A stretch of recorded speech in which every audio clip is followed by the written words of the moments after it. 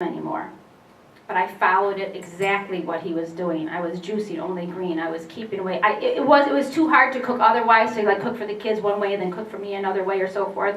And God has a way of, out of something bad, something great came happen. Not only did his life was spared. I feel 1,000% better than I ever done. I haven't used my inhaler in 3 years. I don't have the rash that was horrible looking. It was almost like a bulbous rash that I used to get. I wasn't leaving the house till noon some days. It would come back at 8, 9 o'clock at night. It would clear up during the day. They were saying it was hormonal. I was going through menopause. I'm like, why isn't every woman that has menopause has a rash like this or has reactions like this? The doctor didn't know. But I believe that John's cancer is a wake-up call to all the way that we live. As Americans, we do eat too much. End of story, we do eat too much. But what we do eat does matter. It does matter to eat organic. If you read more about GMOs, our food isn't even food anymore. When John said GMO means genetically modified food. It's not even recognizable by the body. It's in our body as a chemical, and our body do not know what to do with it. So it harbors itself in certain organs, in certain cells, and when it's harboring in these certain cells and certain organs, when your body is low with the pH, like John keeps on talking about, it's the main thing, your pH is low, it cannot heal itself. If you give your body the ability to heal itself by keeping a pH and reducing your stress, and by eating more vegetables and staying away from the dairy and stay away from the meat, I know it's very hard. It was very hard for us, it's not easy, and I'm not going to sit up here and tell you it was easy. It was meant to be, it was the only way that he was going to live. And we did it. We really did it. We'll cheat here and there if we go to a wedding or to go to a sacramental celebration or so forth, but we go back to eating vegan 6 days out of the 7 days. And I thank God that we're here today. I thank God for all of you coming here today. The book tells a much longer story. There's a lot in between, and there's more about the eating and how our family stood by us. My mother-in-law's over there. She lives next door to us. She's my other guardian angel. And she knew when I came home, I called her that day when the doctor put me in a room, and the doctor drew me a bladder and said, here's the 4 new tumors. I said, what do you mean? He says, there's 4 new tumors. Mrs. Marra, this is textbook. Now this doctor that was given to us was supposed to be the best of the best. We got into the Cleveland Clinic so quickly on the premise that someone we knew was on the board, and we were supposed to be someone else in that bed. In other words, we were supposed to be a somebody. We were supposed to be representing another doctor's family. We weren't. We were nobody, but we were supposed to have the best of the best, and the best of the best said he was to have these 4 organs out, or Mrs. Marra, he was going to die. Well, here we are today, by the grace of God, by the power of the prayer of Solomon, and by the book of Daniel, we are here. So I'm glad you're here today. I hope you listened and you learned, and please, if you can, spread the word. Yes? Thank you for sharing this. And I know it took teamwork, the 2 of you, and the first one, God. How long did it take your body when you first stopped eating regular food to get over the headaches, the craving? How long did that take? How long did it take you, do you think? For me, or? Doesn't matter. Or, like I said, it took me a couple of weeks initially. I started feeling, when I first went on the diet, I went through almost like a detoxification. And I started feeling worse before I felt better. And then after that, and then once I went through that period, about 2 weeks, then every day I just started feeling better and better and better until basically I felt, about 3 months later, I said, that's when I made that phone call to the doctor because I felt so great. I wanted to see, the progress. Now, we are led to believe that we need protein, and the protein from meat is what we're supposed to have, iron, all of that. How does just green vegetables supply all that for all the different tissues in our body? Well, mostly, again, I consulted with a holistic doctor, and I eliminated, just to beat the cancer initially, I eliminated all that. And I was getting protein from the juicing, from the vegetables themselves. They have plant-based proteins, very, very good. I mean, a cow, for example, only eats grass. Where does it get its protein at? Same thing with an ox. An ox is a very, very strong animal. How does it get its strength when it only eats grass? I did a lot of wheatgrass in my diet. Basically, I was doing, like I said, all the vegetables will have plant-based protein, and our bodies absorb 100% of that and utilize that. Because, see, what ends up happening is animal protein itself. Okay, what they say about we need protein, well, animal protein is going to create inflammation of the muscles and joints. And that's why when we eat animal proteins, we're going to get aches and pains. And again, that's why also bodybuilders eat a lot of animal protein to build muscle bulk.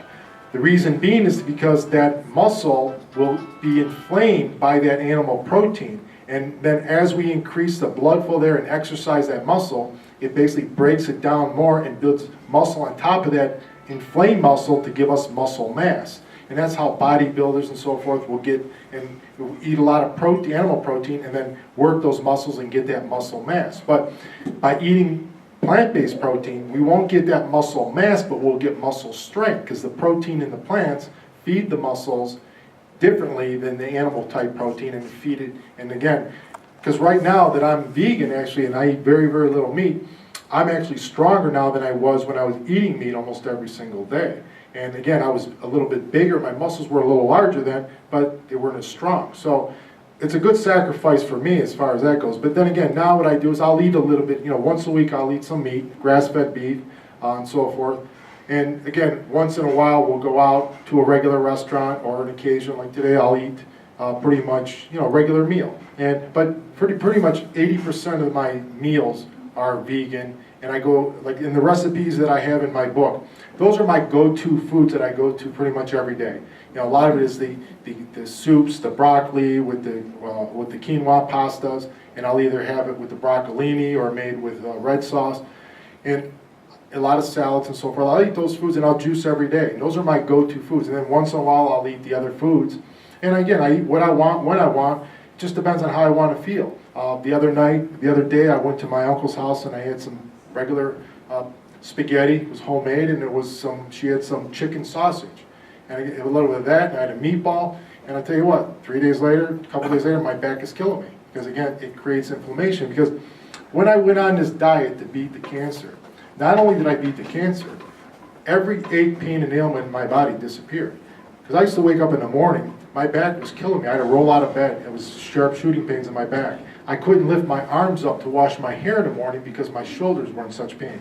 I had indigestion constantly. My knees were bad. I couldn't bend my knees. I had headaches, migraines constantly. I had psoriasis, dandruff all the time. And then when I used to cut myself, it used to take at least a month to heal.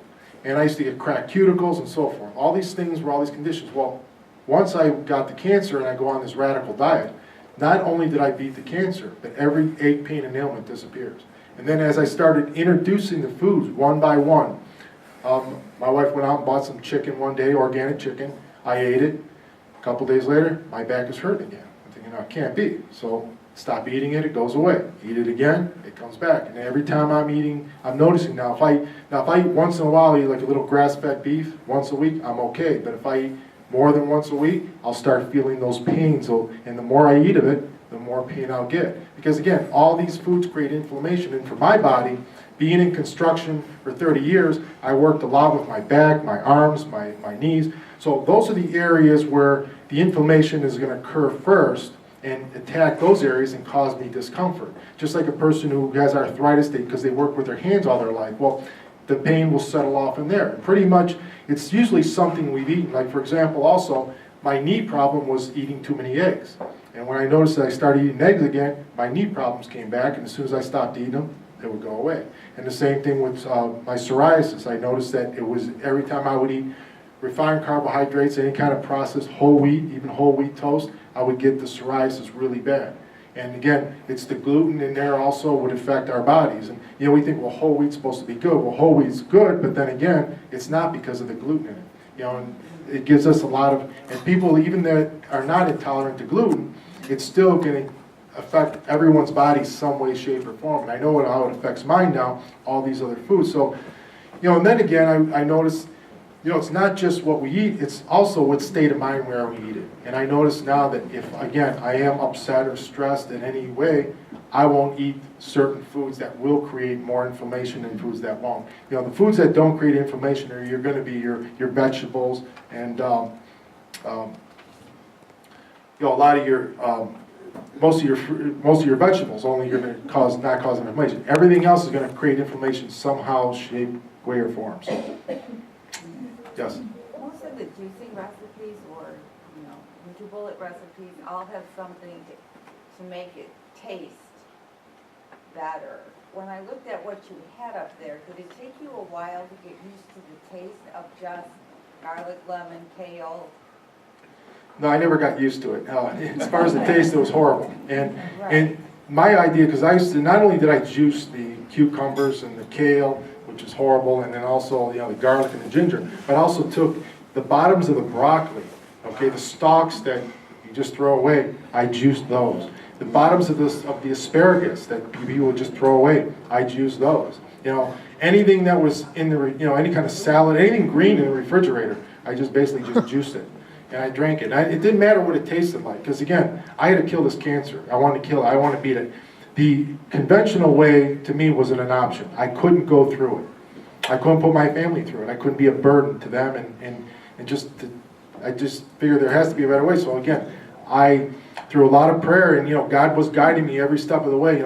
This is what you got to do. This is what you got to do. And pretty much, I just kept following it and prayed for the, again, that's what I pray for a lot. People were praying for miracles. I says, the miracle is, I know what to do. It's just the strength to do it. It was very, very hard to discipline myself to do that. But once I got through that first couple of weeks and I started feeling better, it really got easier. It really did. And how many supplements do you take now? I'm not too good with that now. I take it maybe, every couple of days I'll take just some iodine. I'll take some multivitamin, a raw multivitamin, some vitamin C, and vitamin D. But pretty much, that's the other thing. I juice every day, though. That's the other thing. Juicing, pretty much all the vitamins, nutrients, and minerals that our body needs is in the juice. And that's why I juice every day, plus I eat all the other vegetables, because again, all the vitamins are there. Yes? You ever use Vitamix instead of using the juicer? I didn't. Again, it just depends. For me, I wasn't juicing any of the carrots or anything like that. So Vitamixes are good in one way because the pulp is there. But see, I was eating a lot of vegetables also, so I didn't need that extra fiber. More fiber would also create more of a stress on my body. So to alkalize my body, I would have to extract the juice from all the pulp and drink that down to try to alkalize. Because again, when we eat vegetables, it's like recharging our batteries. But when we drink juice, it's like plugging ourselves in the wall. Because see, when we eat the food, our bodies have to break it down. So eventually, breaking it down causes energy, and eventually that energy is going to run out. With juicing, pretty much our body doesn't have to do any work at all. It gets all the energy, and pretty much it's like plugging ourselves in a wall. It doesn't run out of energy. So, and again, it also alkalizes the body.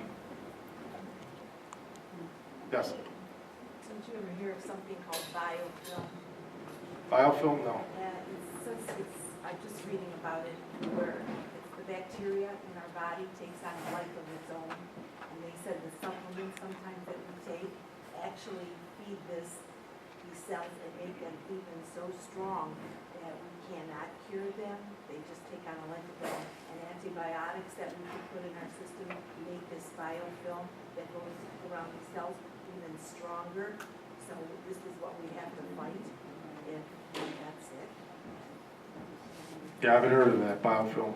And also I wanted to say, did you ever hear that the silverback gorilla can throw a 200-pound man across the street and all he eats is greens? Right. They say strong as an ox, strong as an ox. Okay, big as a cow gets, how is a cow, his protein is made from what he eats. And about the Vitamix, real quick, the Vitamix, because the Vitamix has fiber, the fiber has to be broken down by acid in the body, and that's why we couldn't do the Vitamix, because it's in the book. We were doing Vitamix at the beginning, and this is when the cancer came back the second time. John had figured out that we had to get a slow masticating juicer. A slow masticating juicer will take out the fiber, give you straight, clear juice. Whatever comes in goes out, whatever goes in comes out, and it has to be organic because you don't want the pesticide or you don't want the fertilizer. So when he figured that out, we juiced 24/7. Every single minute, every single day. You heard the motor. My kids were like, "Here's that motor again."